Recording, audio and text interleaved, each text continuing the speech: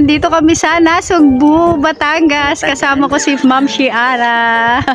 Si Marcy. Ano, pagod na? Pagod na. Masakit na daw yung paa niya. Nandito kami sa tabing dagat. Kaso ano, low tide naman. So ayan, hindi kami makaligo. Time check tayo. 5 o'clock na ba? Ano oras na ba? Magpa 5 o'clock na ata eh. Kala namin maano na. Malilim na. 5:17 na ng hapon. Wala, hindi kami makaligo. Ano pa siya?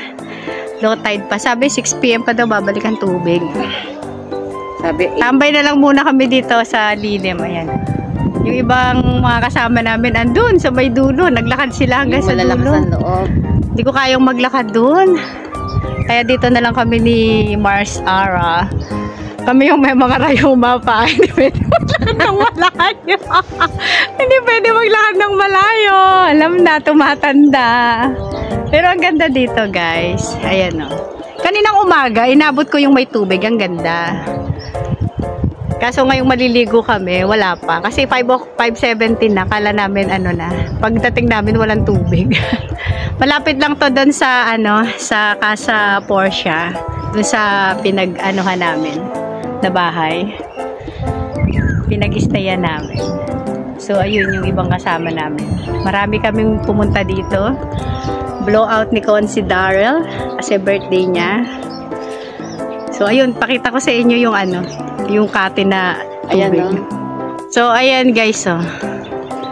Ayan, ito yung tsura niya. Yan, nandito kami sa gilid, sa malilim. Yung mga kasama namin andun, napakalayo na nang narating nila. Yun sila, oh. Kita ba? Saan sila? Yun.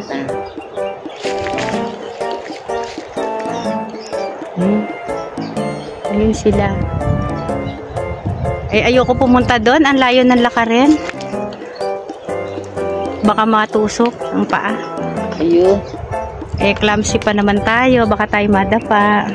Pakita ko na lang sa inyo yung lugar na kung saan kami naka-stay. Ayan. So, ayan guys. Mamaya pa kami makaka-swimming. Andito kami sa tabi ng Villa Marca. Villa Marca. I love Villa Marca. Ayan.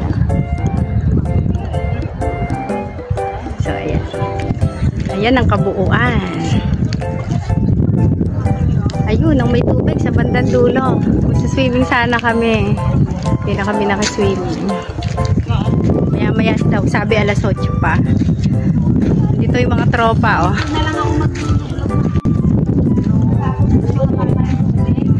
Ano, okay lang kayo dyan? Say hello to my vlog. Say hello to my vlog. Mga taga-Anabutubi. Akalain makakarating sa tubig. Oh, beach na walang tubig. Nag-low tide naman, ano? Pagento na eh. Napakalayo naman ng liliguan natin doon sa dulo. Malalim yan. Ha? Malalim. Tayo nyo na pag alas 6? Ah. Hintayin natin daw mag alas 6.